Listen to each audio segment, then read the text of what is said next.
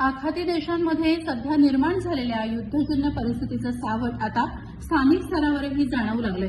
युद्धाच्या पार्श्वभूमीवर भविष्यात इंधनाचे दर वाढण्याची शक्यता वर्तवली जात असल्यानं रत्नागिरीतील अनेक पेट्रोल पंपावर गेल्या 2 दिवसांपासून वाहनधारकांनी मोठी गर्दी केल्याचं चित्र पाहायला मिळतंय। मात्र नागरिकांमध्ये पसरलेली ही भीती अनाठायी असल्याचं जिल्हा प्रशासनानं स्पष्ट केलंय।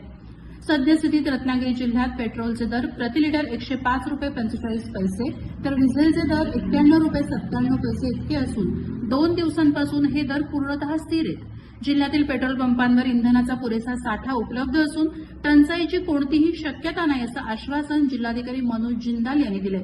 विशेष म्हणजे सध्या होळीचा सण आणि सलग आलेल्या सुट्ट्यांमुळे पर्यटकांची मोठी वर्दळ जिल्ह्यात वाढली, त्यामुळे काही ठिकाणी गर्दी दिसत असली तरी त्याचा पुरवठ्याशी कोणताही संबंध नाही। याबाबत consortium of Indian petroleum leaders CIPDचे राष्ट्रीय अध्यक्ष उदय लोध यांनी माहिती देताना सांगितलं, खरं तर युद्ध आणि होळी एकदम आली आणि काल होळीमध्ये काही पेट्रोल पंप बंद असतात, सुट्या घेतात।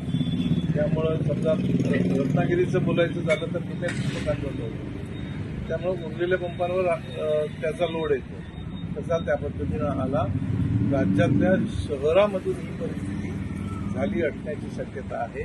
काही पंप होळीमुळे बंद होते, त्यामुळं उर्वरित पंपांवर रांगा लागल्या आणि त्याच वेळेला थोड्याशा या अफवा आल्या की युद्धामुळं पेट्रोल डिझेल मिळणार नाही म्हणून। प्रत्यक्षात असं आहे, 2 दिवसापूर्वी आपले पेट्रोलियम मंत्री माननीय हरदीप सिंग पुरी यांनी संसदेमध्ये असं स्टेटमेंट केलं आहे की भारताकडे अंडरग्राऊंड फ्लोटिंग रिफायनरी हा असं सगळा मिळून 74 दिवसांचा स्टॉक उपलब्ध आहे। 74 दिवसाच्या स्टॉकचं बफर गव्हर्नमेंट आणि ऑइल कंपन्या बाळगून आहेत, त्यामुळे अशी काही परिस्थिती नाही आहे।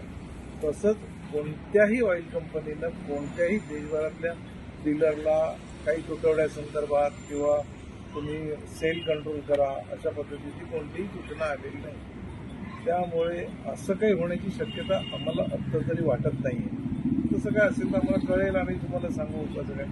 त्यामुळे एक माझी ग्राहकांना अशी एक विनंती आहे की तुम्ही पॅनिक बाईंग करू नका। जर आज जो मनुष्य रोज 5 लिटर भरतो तो अचानक टाकी फुल केली तर त्या सगळ्याच कस्टमरचं सेल वाढतो। लॉजिस्टिक्स इश्यूमुळं अचानक काय पेट्रोल डिझेल येत नाही, ते आणायला वेळ जातो। आपल्याकडे टँकर्सची सुविधा या सगळ्या गोष्टी बघाव्या लागतात आणि त्या कारणाने जर काही गॅप आली तर मग त्याचा अर्थ असा घेतला जातो की शॉर्टेज आलं। शॉर्टेज येण्याचं आणि युद्धाचं गाडीचा संबंध आत्ता तरी नाही। जिल्हा प्रशासनानं BPCL, HPCL आणि इंडियन ऑइल या तिन्ही मुख्य कंपन्यांच्या प्रतिनिधींशी चर्चा करून साठ्याचा आढावा घेतला असून पेट्रोल डिझेलसह घरगुती गॅसचा पुरवठाही सुरळीत सुरू आहे। या परिस्थितीत नागरिकांनी कोणत्याही अफवांवर विश्वास ठेवू नये आणि पेट्रोल पंपावर अनावश्यक गर्दी करू नये असं आवाहन प्रशासनाकडून करण्यात आलंय। तसंच युद्धाच्या नावाखाली इंधन टंचाईच्या अफवा पसरवणाऱ्या विरुद्ध कडक कायदेशीर कारवाई करण्याचा इशारा सुद्धा जिल्हाधिकारी मनोज जिंदाल यांनी दिलाय।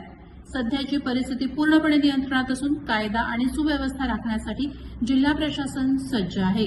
प्रहार डिजिटलसाठी अनघा निकम मगदूम, रत्नागिरी।